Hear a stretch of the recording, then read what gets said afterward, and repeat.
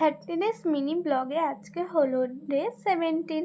আর আজ ছিল দ্বাদশী মানে একাদশীর পরের দিন। আর কালকে যেহেতু একাদশী ছিল, মা বাবা সারাদিন ভাত খায়নি, তার জন্য মা এখানে তাড়াতাড়ি রান্নাটা বসিয়ে দিয়েছে। মা ওদিকে রান্না করছে আর আমি এদিকে সবজিগুলো সবই কেটে দিচ্ছিলাম যাতে তাড়াতাড়ি হয়, কারণ আমারও খুব খিদে পেয়ে গেছে।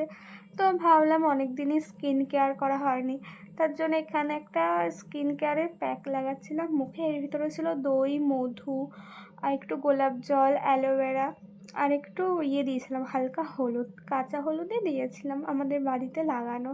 তো এটা মেখে কিছুক্ষণ বসেছিলাম, 5-6 মিনিট মতন, হালকা শুকিয়ে যাওয়ার পর এটা আমি ধুয়ে নিয়েছিলাম।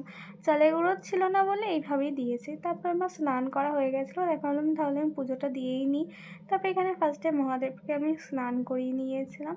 আর এখানে সকালবেলায় ফুলগুলো তুলেছিলাম বলে সব শুকিয়ে গেছে, কেমন একটা হয়ে গেছে, পরে তুললে বেশ ভালো লাগতো। তো এখানে আমি পুজো টুজো দিয়ে বাইরে যেয়ে এসেছি, সেই দেখি ঝমঝমিয়ে বৃষ্টি। স্নান করা হয়ে গেলে এই বৃষ্টিটা পড়ে। তো এইভাবে আমি হাত ভেজাচ্ছি। তো আজ অবধি